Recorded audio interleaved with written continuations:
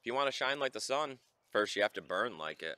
Hey, how you guys doing today? Thanks for joining me for another episode of Bitcoin and Coffee. I'll be your host, Eugene Forrest. So, what are we looking at today with these crazy cryptocurrency markets? Well, we got a market cap that's coming in at $354 billion. It's really not too bad. We're looking at a second day of green. That's always a plus. Have we seen the bottom? That's a common question that seems to be coming in. I mean, everybody's really hoping for those $20,000 highs again in Bitcoin. Just hold on. All right, it's going to happen. We want a brand new world currency here. And you know what? That takes time, and slow, steady growth is how we're going to do that. Explosive overnightness just gets more talk of all this crazy cryptocurrency bubble, which, it's going to appear like that until we actually get there, right? So let me see. We got $17.1 billion traded in the last 24 hours. That's not too bad. We got a BTC dominance is coming in at 43.7%. This cryptocurrency space is constantly growing. Bitcoin's at least doing a decent job of holding its way on top there as a king. Bitcoin right now, 9,100. It's always a plus, coming in up 6.9%. That's more than the standard 5% day trading. That's always a plus, too. Hopefully, we can continue these gains across the day, move back upwards near that 10K that everybody likes and feels a lot more comfortable around. Ethereum, they're hurting a little bit. Coming in at, I got 582 over here. That's up 9.2%. Still struggling to get over that $600. A 9% gain is nice, but they took quite the hit there. Everybody'd like to see that price back up there, near that $1,000 where they were before. Ripple is under that dollar, coming in at 71 cents. That's up 2.3%, struggling there to make the gains. We got Bitcoin Cash on the other side of $1,000 again, $1,054. That's up 7.9%, so not too bad of a gain there. We got Litecoin, though, coming in at $174, and that's up 8.8%. That's good. I'm glad with that. It does good for my portfolio, and Litecoin's gaining.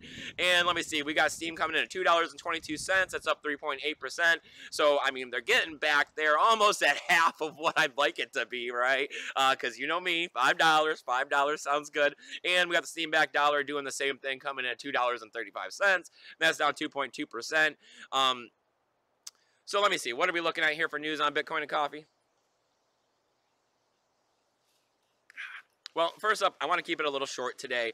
I have to apologize for the fact that I continue to tell you guys that this is a daily cryptocurrency show, and I've been missing a few episodes lately. This is partially due to the fact that since I've moved up here at the beginning of the new year to North Florida, I had been commuting down to Tampa to continue, my job, but that's going to be finishing up here at the end of March, so I've been looking for some new employment here in the area, which has had me very busy in the mornings, trying to get off to some interviews and up and out the door and all that good stuff. Plus, I also live out in the middle of nowhere, if you can't tell, so it takes me forever to commute into Gainesville.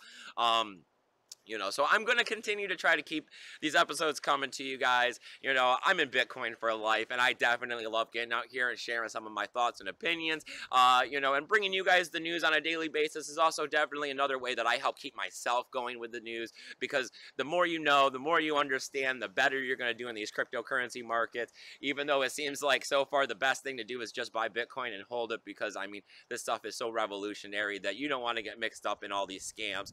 So, all right, what are we looking at here with news? Well, we got articles coming out all over the place talking about NASA and how they are tracking Bitcoin, and they've been tracking Bitcoin, and that they're, how Bitcoin's pseudo-anonymous and all this other stuff, and how people who got a lot of Bitcoin back in the day with the Silk Road and other illegal activities are having trouble, cashing out because they can track it. Well, this is nothing new. We've all kind of known this. If you have gotten yourself a Bitcoin education, which I'm sure you guys all have by now, you know that Bitcoin is pseudo-anonymous. You know that it can be tracked. You know that going into fiat is definitely the big chink in the chain on where everybody gets caught up. That's why we got privacy currencies coming out. That's why Lightning Network is going to have some onion routing and micro payments, and we're looking at other second-tier solutions that'll have privacy's features in them. That's why, we got Monero and Dash and Zcash, and there's a million other ones out there that are working on privacy, because we got to move away from the government and everyone else being able to look at what we're doing with our money and tell us that it's right or wrong. All right. Second up, I do not agree with this one very much. Child pornography is horrible. There's no doubt about that. The fact that they're saying that there's links and stuff hidden in the blockchain transaction, I mean, we are talking about such a minuscule amount. They're saying about 1.4% of the transactions in Bitcoin are non-financial and contain just simple messages from person to person. But some of this is child pornography, and they're saying that because of this, that the Bitcoin could potentially become illegal and banned. These bad guys are out there all over the place, and they are always, I mean, there's not really much you can do to prevent this, and this isn't a situation where a few bad people doing bad things shouldn't stop the progress of a completely disruptive technology like this, which will fix all of our financial problems that we've been having across the world with all of these countries that could care less about, you know, the citizens. I think that this is just a puff piece, another piece of FUD that's put out there, trying to see if they could even drive the price down a little bit. I mean, this is nice to know that there are stuff hidden in the blockchain. It is what it is, and I mean, you have to take it with a grain of salt, right? All right, and then the last up is I read an article talking about how they did a statistical analysis on 2001 people to see what there's going on with how they stand on Bitcoin. We're looking at about 8% of Americans know what Bitcoin is. That's a plus. That number is a lot bigger than what it used to be 2 years ago when I got into cryptocurrency. I mean, the article went on to say about how this number needs to grow if we want cryptocurrency to grow. We are growing, and that is amazing. And like I keep saying, we want this stuff to be slow and steady. We want to wait for the development and the adoption to happen in equal partisans. All right, let me see. The wind's blowing my paper around. Let me see what we got. All right, well, they're saying about 35% of people are saying that they don't really want to invest in Bitcoin because it's a high-risk situation.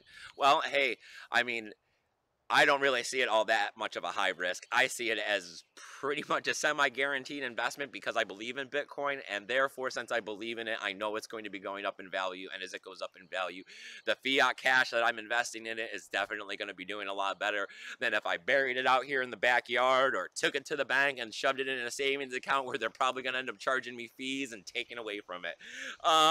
We got about 27% of people are saying that it's too hard.